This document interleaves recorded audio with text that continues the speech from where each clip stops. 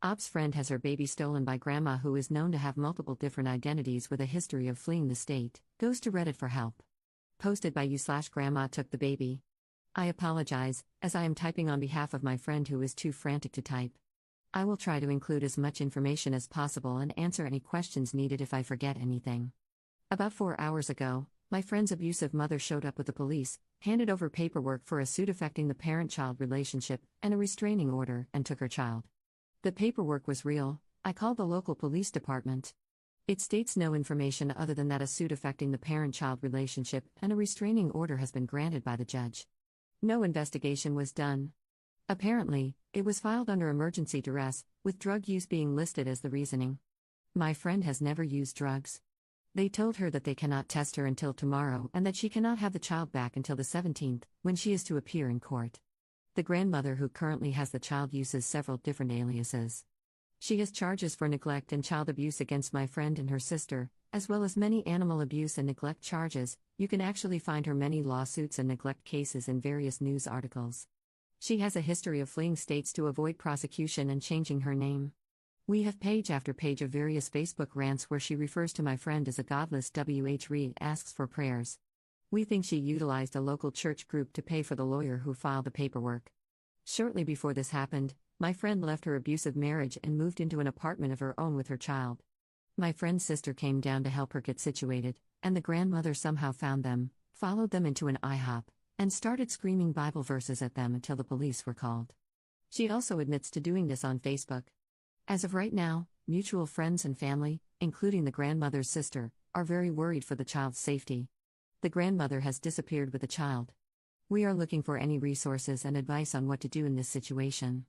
We are also curious if this is a typical move by the court to grant temporary custody with no prior investigation or serving of paperwork. We have no idea how this happened. The grandmother has never had the child in her care, and my friend has never lived with a grandmother with a child involved. According to the grandmother, she ran away to be with the devil at 17. Any help would be amazing. Also, once again, I apologize for any missing information. This happened very suddenly, and everyone is quite frantic and emotional. Edit. The grandmother is not a resident of Texas. She currently has a listed residence in Colorado. She is being funded by a local church group in Texas, however. We tried to contact the group funding her, and they dismissed me as godless Satan worshippers. Edit 2. We have been informed that the grandmother is no longer at the hotel she was checked into. Once again, just found out she is not a resident of Texas. CPS has been called, and a check is being initiated. At this point, we are wondering about the legalities of posting her face on Facebook for people to keep an eye out. Edit 3. We just spoke with the police chief. The woman I spoke to earlier to verify that the officers who showed up were real was mistaken, and no officers were sent to the scene to help take the child. We discovered that the man who went with the grandmother was a friend of hers from the church. They lied about being police. The order was not granting custody, but rather a notice of custody change. Right now, we have no idea what to do or who to speak with.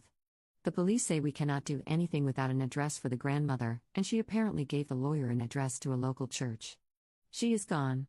We have no clue what to do. The police are being no help and are telling us that they cannot do anything without information. Edit 4.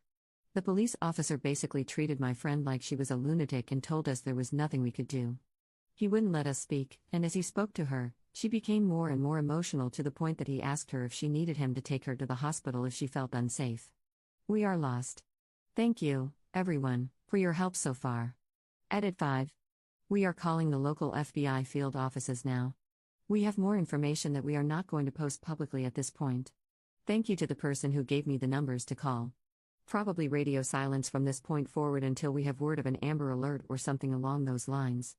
Edit 6. Thank you to everyone for the help. Our last update for the night is that I looked over the paperwork that was served to my friend. It is not completely filled out, there appears to be a blank template page in it, and it is stamped with copy on the top.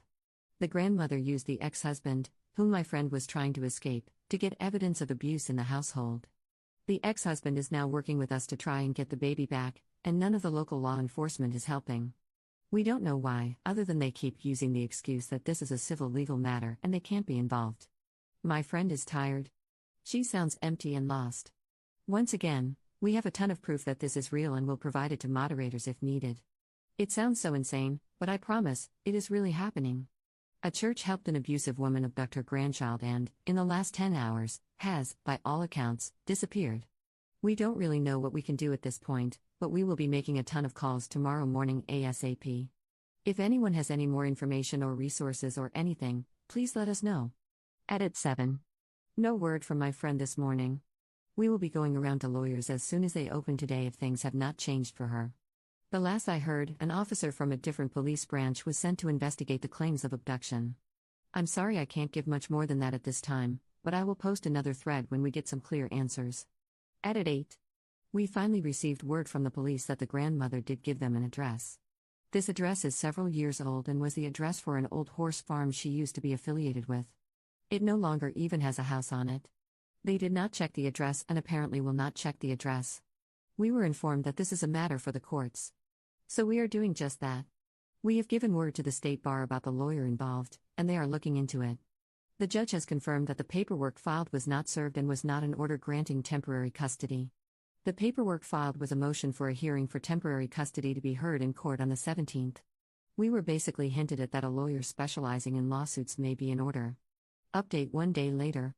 The post got muddled, and this will most likely be my last update for a bit, as this is now an active case. My friend was able to speak with a lawyer. We are currently gathering funds from friends and family for the retainer fee, but we are covered in terms of legal help. I'm going to put what we know, officially, in bullet points to keep it short and concise. My friend technically gave the baby over of her own free will, despite being manipulated to do so, which explains why the police and other authority figures have not responded accordingly. They basically chalk this up as a civil matter and will only take further action upon a legal request. A lawyer has been retained and has taken the case. We were informed that the paperwork we were given is technically legal but was not what the grandmother stated it was. The judge should have also never allowed the paperwork to be filed in the first place. The grandmother gave falsified information in the documents and to the police, including her address and location. We do not currently know her or the child's whereabouts. The grandmother is being helped financially, and possibly in other ways, by a rather large church organization known for this kind of behavior. They are incredibly radical in their faith. We cannot talk to them and have been advised to steer clear of them entirely. Think Westboro Baptist type people. We are fighting against the Legion. The lawyer is going to do all he can legally to get the baby back. I will only update once we have the child back in custody or an official alert has been issued. No further information will be shared. We are still open to support, kind words, prayers, or whatever. We just cannot share many more details about what has happened now that the lawyer is involved. We want to thank everyone who helped from the bottom of our hearts. The fact that this can really happen is horrifying, and we hope that this gets resolved and can help anyone who may have this happen in the future. Second update same day. This will be short. It will not have a ton of information, but I want to post to at least let people know that the baby is alive. The grandmother has been seen. This has been confirmed. I want to make it clear that she has left and has been confirmed seen. The baby has been confirmed to be alive. We have a lawyer. We are currently taking all necessary steps.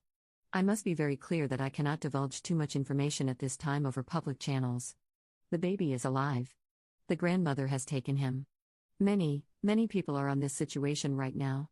Thank you so much for all of your support and help. We cannot thank you enough. Right now, we fight.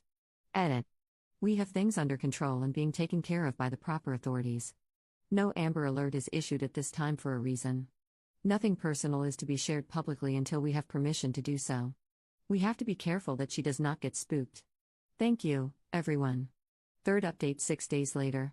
I've gotten quite a few messages, so I'm going to update with a little I can. There was a hearing today. Grandmother still has the baby. She did show up to court. Court ended for the day and will reconvene tomorrow. I cannot put any details of the hearing or anything along those lines up yet, as much as I want to feed the drama llamas with enough feed to fill them for a year. I also have been asked not to divulge any details in PM for now. We are all kind of in limbo right now, so we just ask for good thoughts and happy vibes. Thanks, everyone, for the continued support and care. Once all is said and done, we shall anoint our lovely God Warrior with a nickname, just for brevity's sake. Fourth update 1 day later. I'm waiting on confirmation of what kind of extras I can post, so this isn't going to be as detailed as I wanted it to be. When I know the rules on censored screenshots and stuff like that, oh man, I'll be posting the epic tale of God Warrior kidnapping Grandma, the picture book. Until then, here's a smaller update and happy ending. We won. The baby is back with his mother, and Grandma has been sent packing back to Colorado, where a warrant for animal abuse awaits her, not related to this case, but still hilarious. The hearing was absolutely insane, the wicked stepchild of Judge Judy and a televangelist. Grandma actually yelled "Praise Jesus" and jumped out of her seat whenever something went her way. Her lawyer tried just about everything he could to win. He tried claiming we faked the drug tests. There were 3 different types that my friend had done by an accredited office. He told the judge that my friend's witnesses should not be able to testify because they are Satanists and practice sex rituals. I wish I were making this up. He actually said that the testimony of Grandma's eldest daughter shouldn't be taken into account because she is a polygamist and her father is a transsexual. The eye roll the judge made at this was beyond epic. It was just ridiculous. My friend was gorgeous. She wore an amazing little blazer and looked absolutely angelic. I'm so proud of her. The entire support crew that showed up for her was so well-mannered and nice. It was just fantastic. Grandma actually showed up to court on the first day with the baby completely soaked through his diaper, poop and all, and a horrid diaper rash, and tried to blame it on my friend. She actually told the judge she didn't have enough money, that my friend didn't give her enough diapers, and that my friend was failing as a parent for not having this 9-month-old baby potty trained already. During the break, our side went and got him fresh diapers, took care of his poor little rear, and sent her with a 48-pack because she got to keep him overnight. Don't ask me why, I wish I knew. She showed up the next day with the baby still in the same dirty clothes, another soaked diaper, and no extra diapers. We all wonder what she was doing, but considering she posted at least 4 posts every 5 minutes on her Facebook all the way up until the moment of the trial, I can imagine she was doing that. Either way, this is over. Restraining orders are being handed out like candy. She sort of threatened us by saying evil people will die and know the Lord soon or whatever, and she's going to be in jail soon. My friend just wants to never hear about or from her again, so she's leaving it at that. The judge admitted he made mistakes in this case. The lawyer had supposedly given him several good reasons or whatever to cause him to act as he did, but he still admits he should have looked further into the situation.